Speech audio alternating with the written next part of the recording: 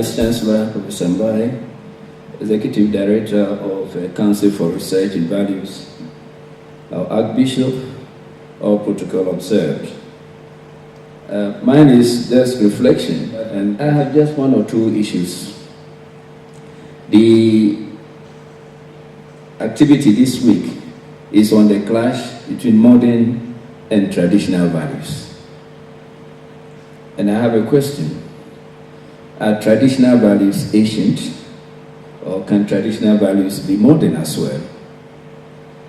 I also look at the role of history that we develop from the past, and we make use of the past to advise on the future. So clearly I see a clash, and as the philosophers say, a contradiction between what we perceive to be modern against traditional. I come from a society that is heavily built on traditional practices and values, which relies so much on the role of traditional leaders, right from the family heads to the community leaders, going up to the overlord, who is normally referred to as the chief or the king. There have been a series of issues regarding the powers of the chief on the outcome, following the outcome or the intervention of the colonial powers. They came and started making us laws which are written.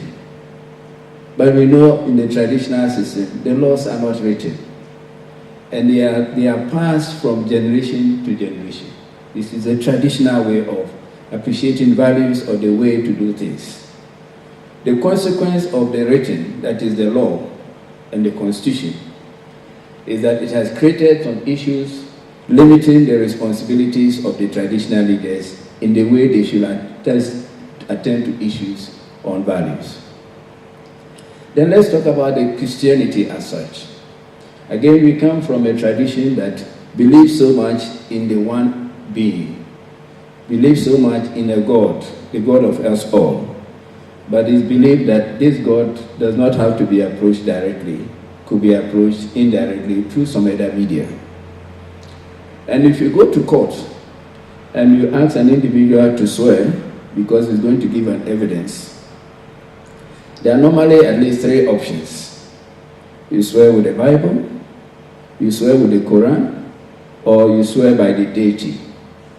And I can tell you for a fact, in Ghana, no one will want to swear by the deity, because it's believed that the powers of the deity in reacting instantly to falsehood is more instant than the one that we see from the Bible or the Quran.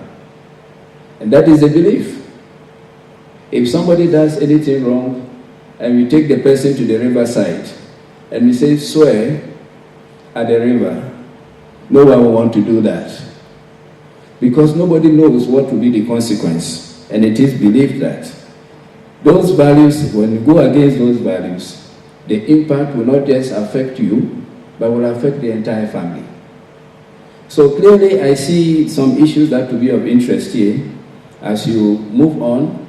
To what extent are traditional values seen as the past, seen as ancient, or to what extent can traditional values to be seen as being modern on its own? And what would this have the impact as we develop the world?